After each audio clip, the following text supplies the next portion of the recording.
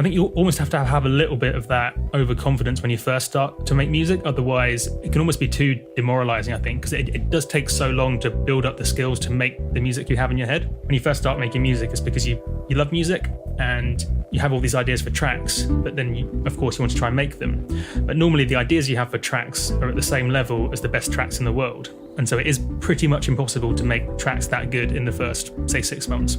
Which also kind of makes sense when you think about it just in general, in terms of not just music, but any career or any skill. It's almost unreasonable to expect to be world class in 6 months. But I also think it is kind of important as well to have a little bit of that overconfidence, just to almost like keep you going through those first few weeks and months, and then maybe the first few years as well. When I was young, coming up in the 80s, if you wanted to become a musician, you had to buy books, study CDs and try to work things out on your own, or if you were lucky enough, there might be a good teacher close by to take lessons. But it was a very long-winded process and potentially cost a lot of money. I'm Eshan Kadaru, aka Push for Life, and welcome to episode number 11 of Music, Sounds and Silence. Especially when it came to music production, secrets were oftentimes closely guarded, and you might have had to make coffee and clean toilets for a few years at a studio in order to be let in on the real magic. Nowadays, you merely need to think of a topic, and within minutes you can find any level of explanation from beginners to advanced levels. And the crazy thing is, you could be a college student in your 20s without any music background whatsoever, studying, say for instance, finance, and all of a sudden you see a gig that blows your mind to the point that you decide you want to quit all of your studies and become a producer. That might have been an insane plan a couple of years ago, but nowadays, with all of the resources online and the software studio solutions, you have a good shot at it. Which brings me to today's guest, Adam Pollard, aka Multiplier. I first came across Multiplier's videos on YouTube many years ago when I was getting into music production myself. I always found them very entertaining and usually learned something new every time. For anyone who is thinking of getting into music or making a living online, his story is definitely a very inspiring one for sure. But before we get going, make sure to check out musicsoundsandsilence.com for the show notes page for this and all other episodes. And now, without further ado, please welcome Adam Pollard, aka Multiplier, to Music, Sounds and Silence. Multiplier, welcome to the podcast. How's it going? Just for the audience, could you just describe where you're at in your life right now, both personally and professionally, just what you're up to these days? Absolutely, yeah. So I basically went full-time in music maybe 2 or 3 years or so ago. Initially following the whole tour and DJ lifestyle thing, but I basically pivoted up progressively over the last 2 or 3 years into doing tutorials and sample packs as my day-to-day thing. So I basically spend most of my time learning as much as possible about music and creating videos. And I suppose I do lots of small things, but it's mostly helping people to create the music. So it's not necessarily as much about my own artistic output as a musician, but more about helping other people maximize their creative output. Whereas, say, if you would have asked me 4 or 5 years ago, I was primarily releasing music as an artist. So there's been a bit of a transition, at least in terms of music anyway. Do you remember your earliest impulses to be creative, not necessarily even just with music, but when do you think your first moments of creativity were? Yep. So, I mean, it's an interesting question, something I've been thinking about quite a lot lately. And I think I've always been creating things. So whether it was, say, when I was at school, I was creating like skateboard companies, quote unquote. I mean, not when you're 10, it's not a proper company, but you're still kind of trying to create things. I've always been a very creative person. I mean, I started loads of websites and made forums, and like, for example, when I was into skateboarding and BMX, I made a lot of videos of me and my friends riding skateboards and riding BMX. So I've always had that creative side of me. Yeah, I think it's almost, well, yes, I suppose I am involved in music as my thing I spend most of my time doing now. It's to some extent arbitrary that it is music. It's more the process of creating things that I find most interesting and most satisfying. But no, yeah, literally, I mean, I've been creating things my entire life, whether it's videos or even physical things as well. So when I was riding mountain bikes and BMX every day for 5, 6, 7 years, I'd get just as much satisfaction out of building the dirt jumps as I would actually riding my bikes. So at a really broad level, creating things is my favorite thing in the whole world to do. When did music enter the picture? 7 or 8 years or so ago. I mean, I pretty much didn't listen to much music at all before then. I was at university doing maths with the intention of being an investment banker. But then I really, really wasn't enjoying doing maths all day, every day. So I kind of stumbled into dubstep and Skrillex, and then basically got obsessed with Skrillex. Went to a Skrillex gig, and basically my life transformed at that moment when I realized that Skrillex looked like he was having a lot more fun than I was doing maths all day, every day. So yeah, I kind of definitely stumbled into it, got pretty obsessed with it, and came in through the dubstep route back when dubstep was becoming really popular, before it faded away a little bit. And then, it's transitioned now so much so that, I mean, I like literally all the genres. I mean, it's a little bit cliche to say so, but I listen to just as much, say, dark techno as I do tropical house, dubstep, hip hop, and even like pop music. I literally like it all. It's almost like there's a time and a place for all styles of music. That's really interesting. I didn't realize that you've only sort of been in the music game, so to speak, for such a short period of time, compared to your age. Most people who are professional musicians of some sort were interested in music when they were children, and, maybe started learning an instrument and have like a sort of almost like a hobbyist career behind them before they kind of step into the professional field. So going to that Skrillex concert was really a special turning point in your life, I guess. It almost sounds like some sort of revelation that you had that evening. Could you maybe sort of delve into that? Absolutely. So I think I probably need to provide a little bit of context to make it make the most sense. So the reason why I was down the path of being, or at least working towards being an investment banker, is when you're, say, 14, 15, 16, the things that tend to stop you doing the things you want to do tend to be money. So it's almost like, it feels like if you aim for the jobs at least appear to give you the most money, then that kind of feels like the way you get the most freedom to do the things you want to do. In the case of me, it was, say, building a giant skate park, or having a big enough house to have a massive garden to have a load of dirt jumps in. So I kind of mistakenly went down the route of thinking that I needed to get one of these crazy high paying jobs to kind of give me the freedom to do what I wanted to do. But then the more I got into it, the more I realized that it's almost the exact opposite. That if you take, say, these jobs of being like a banker, for example, you have less time than you would doing something else. So it's actually almost the opposite of the freedom I was looking for.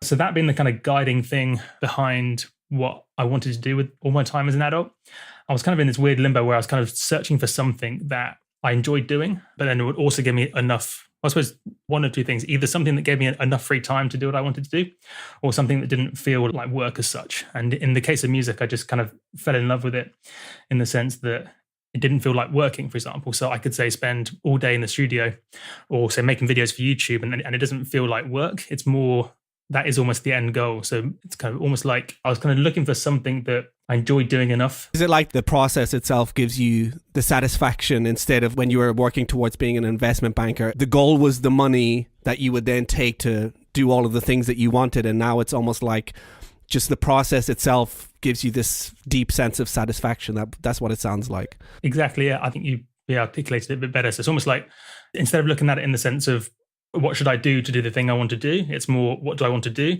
And can I build a lifestyle around that? So say, like right now, for example, I'm in the lucky enough position where I don't even have to take on any projects I don't want to do.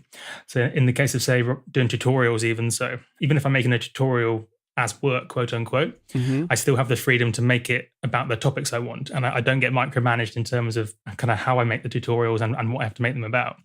It is kind of free in that sense. And it's something I'd be doing anyway. So in the case of, say, making videos, I mean, I was making videos that I didn't put out into the world. I mean, not about music specifically, but I mean, if you take, say, me riding skateboards, I was making videos of me and my friends skateboarding as long as there've been video cameras. So it's kind of me creating things is something I'd be doing anyway. Right. So if I can somehow combine that and build that into a career, then it literally doesn't really feel like I'm working. And you seem to be succeeding, which is great. How old were you then when you sort of had that moment of, I want to be a musician or a producer or whatever? Age 20. I was basically right in the middle of my 3-year university degree. So yeah, age 20. I kind of got into music, I think maybe I was like 7 or 8. I started with piano, and then when I was 12, I got into drums and things, like I said, progressed from there. But when you're 20 years old and you decide to get into music, what was like the learning curve for you and the sort of getting into all of the conceptual stuff? Because I think it'll be interesting for people in the audience who might be toying with the idea like, oh, I really wish I could get into music. And I think this is a sort of great example that you don't have to start off when you're like a child, which most people think, if I'm not 8 years old and, I'm 25 now, there's no point in even beginning. And I think you're a great example of someone who started really late and has succeeded in building a lifestyle career out of music and technology. Could you maybe describe your process of that moment when you had that revelatory moment at the Skrillex concert to now? What was sort of like the process? So I think it was a case of the kind of two things at play there. So first of all, I tend to live my life by the optimism bias, in the sense that it's kind of on average better to be overconfident with everything, because you tend to do better than if you're overly pessimistic. So I was definitely, especially at age 20, an extreme case of that. So much so that when I started making music, I genuinely thought I'd end up being Skrillex level in about a year, which now doesn't really make any sense at all, understanding what, say, Skrillex was and is at the time. But yeah, that's kind of my approach to things. I think you almost have to have a little bit of that overconfidence when you first start to make music. Otherwise, it can almost be too demoralizing, I think, because it does take so long to build up the skills to make the music you have in your head. When you first start making music, it's because you love music and you have all these ideas for tracks, but then of course you want to try and make them. But normally the ideas you have for tracks are at the same level as the best tracks in the world. And so it is pretty much impossible to make tracks that good in the first, say, 6 months, which also kind of makes sense when you think about it just in general, in terms of not just music, but any career or any skill. It's almost unreasonable to expect to be world class in 6 months. But I also think it is kind of important as well to have a little bit of that overconfidence, just to almost like keep you going through those first few weeks and months, and then maybe the first few years as well. But yeah, in terms of how I actually approached it, it was literally as simple as just typing into Google, how do I make dubstep at the time? And just kind of poking my way through there. And then I think it was mostly YouTube videos and reading manuals. One thing I did differently than, say, quite a few people do in the first 6 months is right from the very beginning, I was analyzing tracks I liked and trying to work out why I liked them. Mm-hmm. So it wasn't just a case of me trying to figure out how to make a dubstep track, quote unquote. It was me looking at guys like Skrillex, guys like Knife Party, people that like the main dubstep guys at the time, and trying to work out, what is it I like about these songs? Is it the energy? Is it the sequencing of sounds? Is it some like novelty factor? In the case of, say, like Knife Party, lots of their tracks, while they're amazingly produced, there's a bit of novelty in, say, some of the samples they use. Did you find that having studied or almost finished studying math, did that kind of give you some sort of advantage in terms of analyzing and that kind of thing?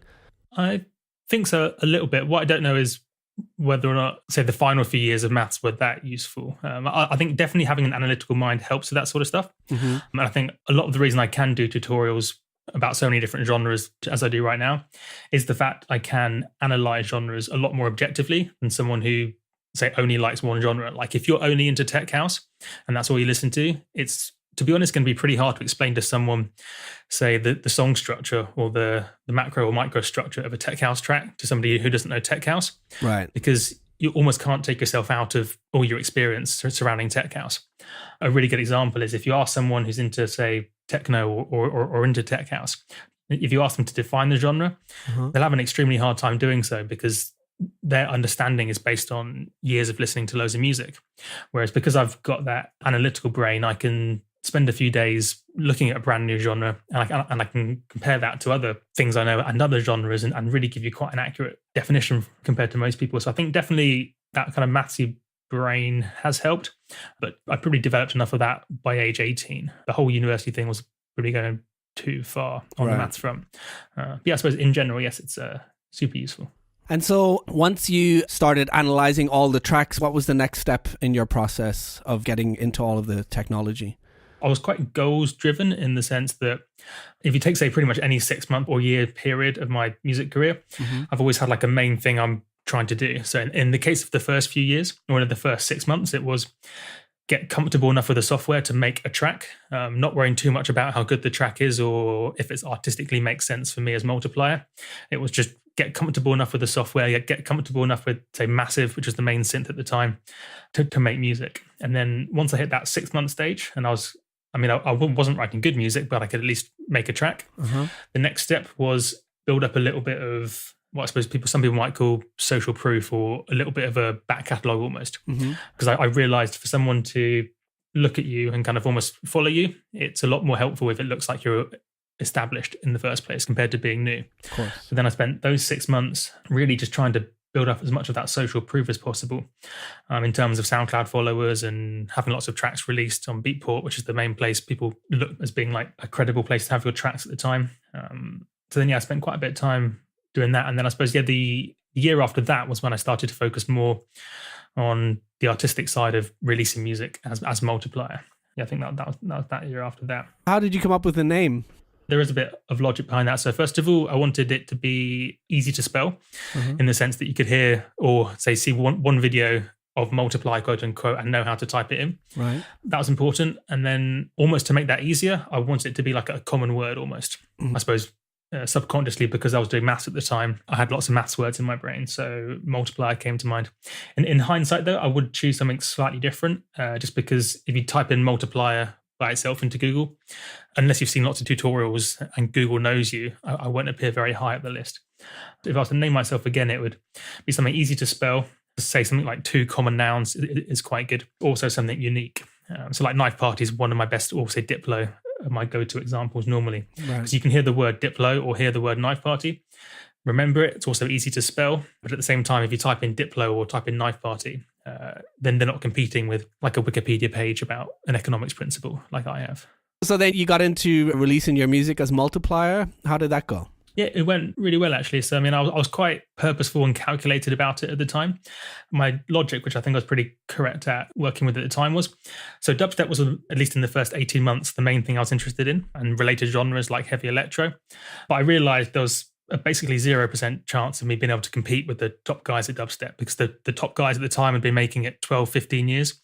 It's just completely illogical for me to think that I can make a track better than someone who's been doing it 12, 15 years. I mean, best case scenario, I get one in the same ballpark. But then because it was an incredibly saturated market at the time, dubstep, I just didn't see myself really having a good chance of standing out right from the very beginning anyway, by making dubstep directly.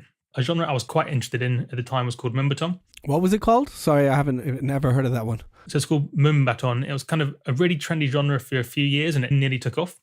It's kind of at the same level as future bass was 5 years or so ago. Like it was a word and people were using it, but it wasn't really that common, to be honest. But the flip side was lots of the biggest DJs, like your Skrillexes and people like that, were actually playing Moombahton. In fact, people still play it now. Dylan Francis being the main guy who still pushes it. So it's kind of like a trendy genre. But the reason why it was quite good is there weren't that many people making it. And because there weren't many people making it and it was so new, the standard for you to like get your foot in the door was much, much lower. So people were wanting to play lots of Moombahton at the parties and stuff, but there might only be 400 or 500 Moombahton tracks in the entire world. So if you filter out the 200 or 300 you don't like, if you play a lot of Moombahton, all of a sudden you actually start to run out of tracks to play. As kind of crazy as that sounds.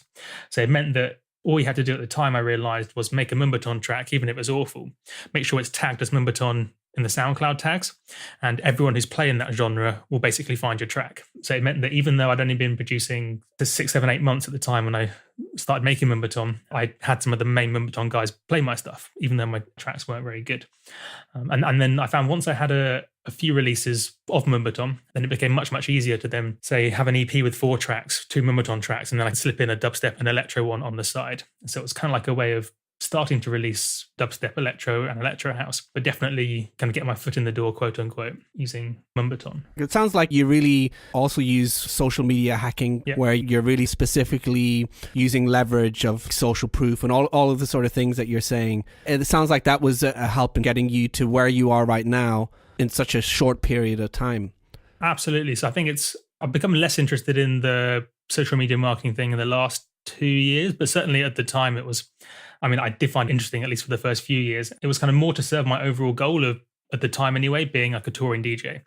Like when I was aged 20 to 22, 23, all I wanted to do was be not necessarily at the highest level, but just like one of those guys that lives on the road touring, right, playing shows. I knew that I needed to build up an audience to get to that stage. So it's more of a necessary evil almost to allow me to then create the music I wanted to create. So even though it can maybe come across the wrong way, putting the social media before the artistic side, it was kind of like a necessary evil. I realized if I wanted to spend my days making dubstep and DJing it, I needed to put the social media, the business side, quote unquote, first, at least for a small amount of time anyway. Yeah, just to sort of like leverage yourself into the position that you wanted to be in to be able to do what you want to do, I guess.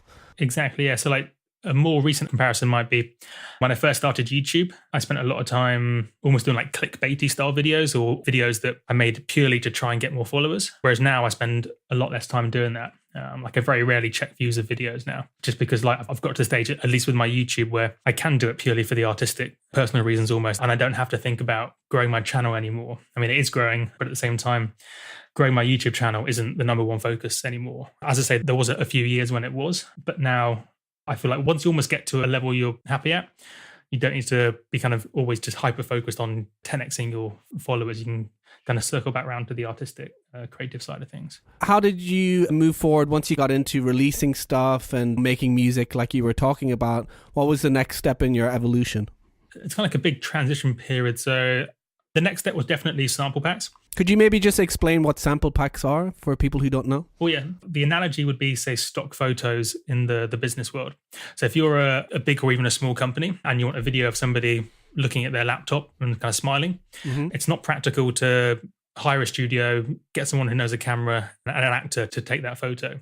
So you go on a stock image website and you basically buy the right to use that photo for, say, $5. And that's basically how most of the business world works. So much so that it's quite rare for even big businesses to actually take their own photos anymore, at least for that sort of stuff. And you find the music world is almost the same in the sense that most of what you hear in most of your favorite songs are building blocks. So like kick drums, snare sounds, bass sounds, and so on, made by the people. So the creativity for lots of people anyway, isn't in creating all the sounds in their tracks, but it's more taking bits of other people's sounds that they've made and then creating something new from it. Right. There's a huge market for making sounds that then people buy the right to use in their own productions. So at the time, say 5 years or so ago now, say 2012, 2013, there weren't that many people actually making these sample packs. I mean, there was maybe 100 people in the world doing it across all genres. It was kind of that small. Again, meaning that me as a producer that had only been producing music 18 months, 2 years, could actually release sample packs on the biggest sample platforms. I mean, to put it in context, so the genre trap and the synth massive. So the synth massive is, at the time anyway, was much bigger than Serum because Serum was so new. No one had actually made a pack of trap presets for massive, which kind of nowadays would sound kind of crazy considering Loop Masters is pretty much the biggest platform. But it meant that I could simply email Loop Masters as a comparatively new producer who'd only been doing it 2 years and actually make a pack of trap presets for massive and get it released. So it was kind of like taking advantage of the opportunity that not too many people were really thinking about making samples as a way to make a bit of side money. So I kind of got into making sample packs, never as like the main driving force. I mean, yes, it's useful to make all the sounds so you can then use them yourself, but it was kind of like just a way to make a bit of extra money in between releasing my own music and doing the DJing thing.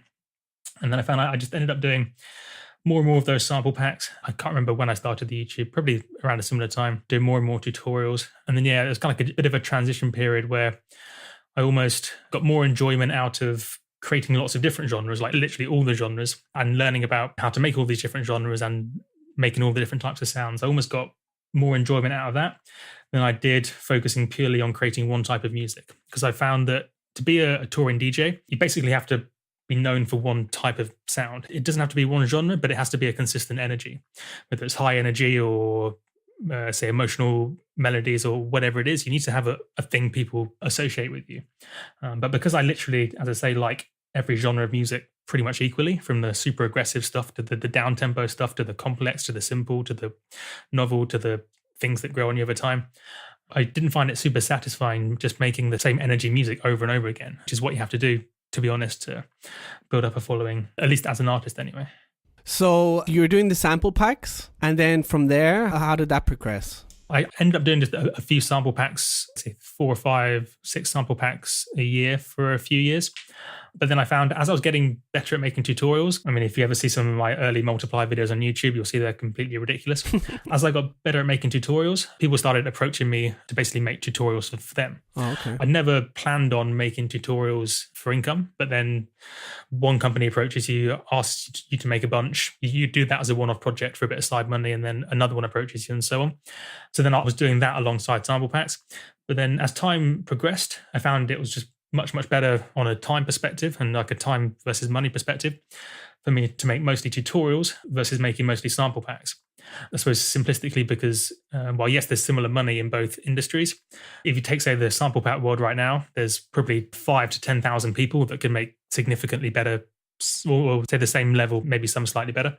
Let's say thousands and thousands of people that are better than me at making sample packs, but there aren't, say, 5,000 people better than me making tutorials. So it just kind of made more financial sense to spend more of my time making tutorials than sample packs, at least in the last few years. So it's kind of like a big transitional thing. I did do all of it pretty much at the same time. So like there was a time when I was DJing, making sample packs and doing tutorials all at the same time. Even though now it's transitioned into mostly tutorials and just a few sample pack things. The one thing that I've always enjoyed watching your videos is you do seem very passionate about teaching. It seems to be something that you get a lot of enjoyment out of, and that's something I actually really enjoy when I make my tutorials, is the thought that you're helping other people express themselves and also passing on the flame. That's sort of like one of my big things in life that I found that gives me an immense satisfaction, is that people help me. I guess YouTube people helped you find your way, and I had a lot of like musicians sort of teach me stuff that it almost feels like you have a certain responsibility to pass on that flame once you've understood something to the next generation to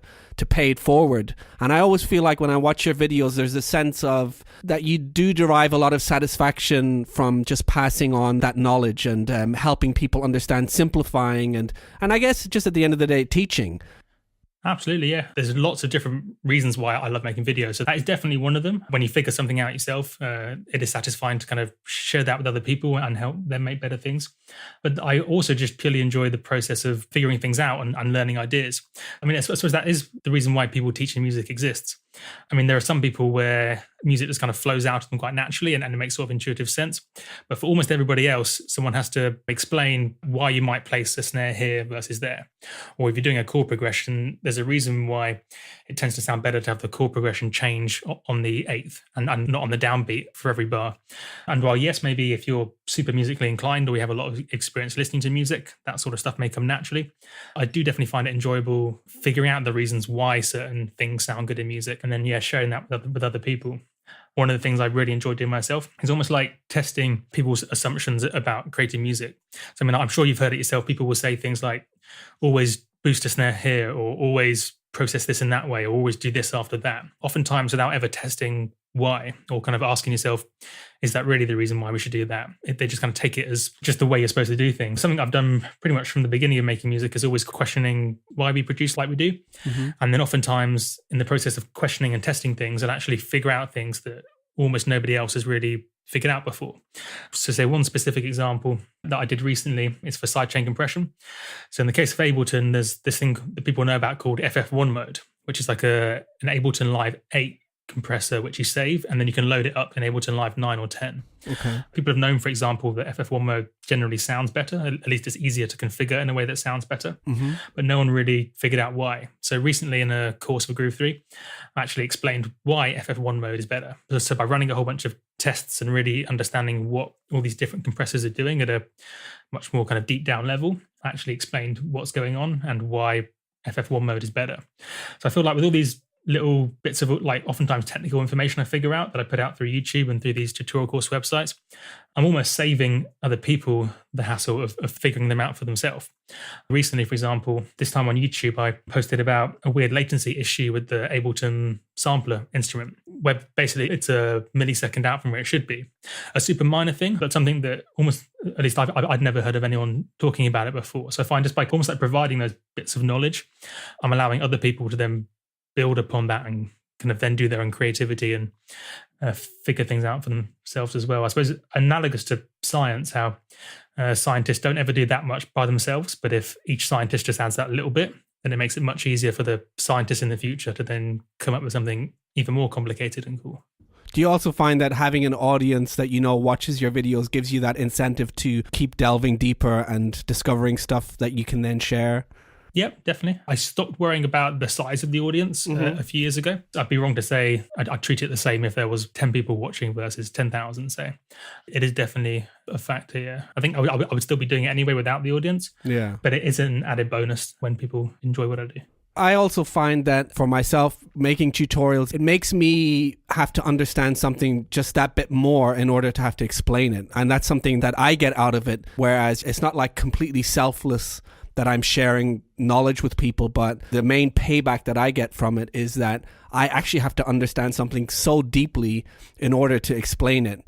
And that helps me then further in my own production or composition or whatever. A principle I like to live all my life by is any project I do, I want to make sure, even if it fails, I basically still win. So I want to make sure that even if I do something and it doesn't work out, I'm in a better position at the end of it than I was when I started. So if you take, say, tutorials, even if I do the tutorial horribly or say no one wants to watch it, if I've learned something in the process of making that tutorial, then I'm in a better position at the end than I was at the beginning. And it's also the same with sample packs. I want to make sure that every sample pack I do, I either learn something in the process or I have some samples at the end that I personally want to use. So that even if, say, the sample pack doesn't take off or I can't sell it to a company, I'm in a better position at the end. And tutorials are just a really great way to accomplish that. I'd like to just take things a little deeper now. As you know, the podcast is called Music, Sounds and Silence. The one thing that I guess I'm still trying to figure out, and I've been making music for over 30 years now, half of that time professionally.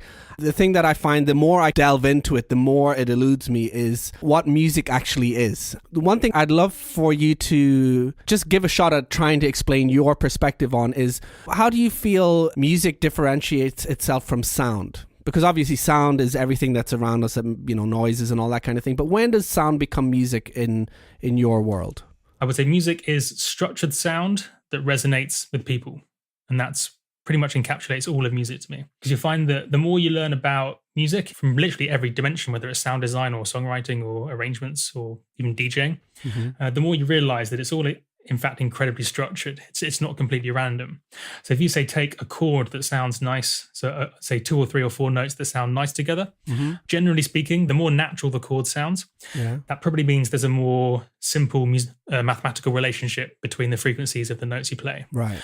So while, yes, you could drop your fingers anywhere on the keyboard and it would technically be a chord, it probably won't sound that natural because of the mathematical relationships won't be that simple. If you take, say, something like a chord that kind of sounds supernatural, like why do these 3 notes sound good together? Like harmonious, I guess. Yeah, exactly, yeah. The more you learn about this stuff, the more you realize it is just mathematical structure that underlies it. And the same actually applies to, say, the song structure or the sequencing in an EDM track, or say dubstep or trap or anything. On the face of it, if you take, say, complextro, like complex electro, or say some really complicated dubstep track, it may sound kind of random how all those noises are sequenced, like someone's just randomly arranged weird noise 1, weird noise 2, weird noise 3. But the more you start to understand how these things are sequenced, the more you start to realize how there is some logical structure to it. If you take, say, dubstep, there'll almost always be a different sound on the downbeat than the rest of the bit. And that downbeat sound almost always falls on the downbeat, not on the second beat in one bar, and then the 5th beat in another, and then the first on the 6th, and so on. So there's kind of a lot of structure to it. As I said, the more you kind of learn about this stuff, the more you realize there is this structure. So again, if you take, say, a whole bunch of crazy sounding dubstep noises, the way that's generally created is you have one simple structure, you duplicate it, and then make a change. And then if you keep doing that a few times, on the face of it, it might sound like the sounds are random, but they are still happening at these structurally consistent times almost. Most of dance music is quantized, so that means notes happen on a grid. So you kind of work in this grid structure. But then you can also have notes that are unquantized, which means that the notes don't quite happen on the grid. And while on the face of it, that might mean that it's kind of almost impossible to decide if something's not on the grid, where do you put it? The more you start to analyze typical, say, house rhythms or typical tech house rhythms, the more you realize it's every second 16th that's pushed to the right. So while, yes, the notes, or at least some notes, are unquantized, the more you learn about it, the more you realize there's still actually quite a lot of structure behind how they're unquantized. Right. And then, I find in terms of then kind of, circling back to my main definitions, music being structured sound that resonates with the person. I think the reason it resonates with people is because of that structure. I think the reason why like a natural sounding chord sounds good, I think the reason it sounds good is because our brain hears these frequencies and can almost like put some structure around them. If you take, say, like a perfect fifth, the frequencies are closely related to each other. And I think because the frequencies are closely related to each other, that's what makes it resonate with our brain more, because our brain looks for structure in the world compared to, say, 2 things that aren't related. Right. In fact, that's also how we hear sound.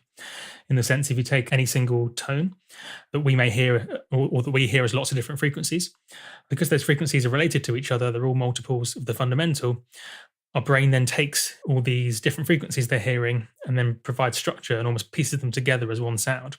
So it's this strange thing where the sound comes out of the speakers not as frequencies. The sound comes out as a continuous waveform. Right. Our ears then hear them as frequencies. So our ears almost deconstruct the continuous waveform. Mm-hmm. But then our brain then takes all that frequency information and then almost recombines it into something it understands as a tone.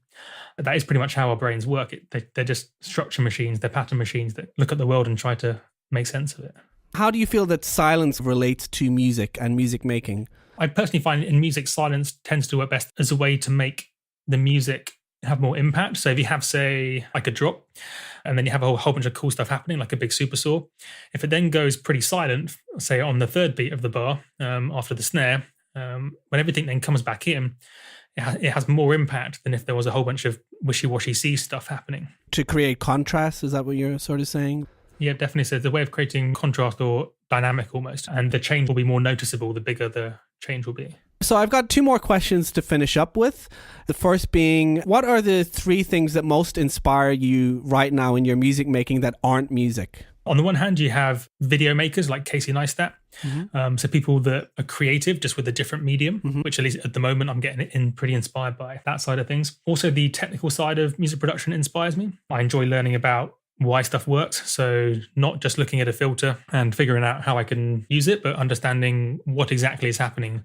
If I use, say, a really steep filter, what are the trade-offs? What's that actually doing to the sound? So oftentimes I get inspired by the technical sides of things to do something different in my music productions. So to give you a specific example related to that, the more I learned about the problems of using, say, really, really steep filters, and you're getting, say, pre or post ring, depending on it being linear phase or minimum phase EQ. Once I learned about that and realized and understood that concept and all the nuances around it, I realized I could actually use that pre and post ring for creative reasons. So you can use, say, the fact a filter may self-oscillate, some people call it, to kind of create sound. So you can end up using this technical imperfection for sound design reasons. So yeah, that definitely inspires me there. And then also, pretty random, but I also just recently been inspired by almost like, I suppose, what you might call, you know how when you go on some websites, everything just looks nice, whether it's the use of colors or the text. I found that really creatively inspiring recently. Probably my favorite music example will be Output's website. It's just really aesthetically pleasing in terms of the way they do their graphics and the consistency and the fonts they use and all that sort of stuff. I found that really inspiring, almost like as a concept of like, how can you then translate that consistency and that identity into music? Have you come up with anything? Not specifically. I suppose that's because I'm still trying to figure out ways to understand it in a broad sense so I can help other people do it in their specific cases. Like if you take, say, the website of Output and try to understand why does it look so aesthetically pleasing? Well, on the one hand, you have the colors they use are consistent. You also have the consistent use of font. And then you also just have this hard to put your finger on niceness about the way they do their graphics. Trying to then figure out what the equivalence in music might be. I haven't quite fully figured out. I think once I do figure it out, it should be pretty cool. You'll probably make a video about it then, hopefully. Yep, absolutely. Share it with the world. And finally, how would you like to be remembered once you're no longer here? It's a good question. So I'd probably circle back to the 3 things I tried to do with Multiplier, the YouTube channel. So it's a combination of educate, entertain, inspire, probably in that order. Almost like the 3 pillars of what I consider Multiplier to be. So it's always got to start with education, whether it's a specific technical detail or just giving you like my experiences using a piece of gear. Like I consider all of that different forms of education. So that's got to come first. Entertain as well. Like there's a definite comedic side to what I do, like an irreverence almost, that I do with Multiplier. And then hopefully as well, inspire people in whatever way. That'd be pretty cool too. Whether it's inspiring them with a technical production detail or like a lifestyle thing, or even, I mean, like I do lots of videos on my YouTube just about like general life advice almost. I mean, I've done videos like how to stay motivated and like stop looking at your phone all day, every day, all that sort of stuff. So there are lots of different angles to inspiration, but I do think, not that I'd ever put myself up with the really inspirational people, but I do consider inspiration to be one of the most important things and one of the most undervalued things in the world. I feel like most good things that have happened, or most times people do good things, it's because of some form of inspiration. So yeah, if I can do a bit of that as well, that'd be good. Great. Well, I hope you continue making great videos and inspiring people, and I look forward to watching your content in the future. Where can people find you online? The main place I put out content is YouTube. So you've just gone to YouTube and type in Multiplier tutorial or something, you'll find my channel. And then I also do lots of courses for Groove 3. So YouTube tends to be where I do reviews and unstructured videos. So I'll do like one-off random videos about pretty much anything music production related. But if you're looking for structured courses on taking a specific concept like EQ and learning everything about EQ from beginning to end in the most time efficient way possible, then that's when you want to look at sites such as Groove 3. It's a lot more structured than YouTube. Because like the way I look at it is all the information's out there in the world, and or you can eventually figure it out yourself given enough time. But I find these websites like Groove 3 allow you to almost learn it in the most time efficient way possible. And if people want to check out your music, is there anywhere they can find that? Yeah, I mean, I do have music on SoundCloud and Beatport and iTunes and Spotify and stuff. So I've got a whole bunch of music up there. And that's under your name Multiplier, I guess. Yeah, and also I suppose, for information about my sample packs and things that I sell, do check out multipliermusic.com. So I do have a bit of a bio up on there, links to some of the sample packs I've done, tutorials, and some of the sample packs I sell too. Do you also do like sort of online coaching or anything like that via Skype, or not so much? I do, not too much, because it's almost like I don't want, like I really enjoy doing say 10 or 12 sessions a month, but I wouldn't enjoy it if I did like 200 a month. I get you. So I do sessions. Just send me an email at multipliermusic.com. Yes, for £45 an hour. Literally everything from the technical stuff through to just advice about the music industry as a whole. Great. Well, thank you so much again for coming on the show, and maybe we can do it again sometime. Absolutely. Yeah, it's been really good. Take care. A big thank you again to Adam Pollard, aka Multiplier, for coming on the show. And as always, make sure to check out musicsoundsandsilence.com for the show notes to this and all other episodes. In the next episode, scheduled for release in 2 weeks, finger drummer extraordinaire Da Vinci awaits you. So don't forget to subscribe on iTunes so you get notified straight away. As always, thank you so much for all of your support. We just reached 1,000 downloads for the podcast a few days ago, so I am absolutely over the moon. Thanks again for all the support. Thanks for listening, and I will see you in a couple of weeks. Take care for now. Peace.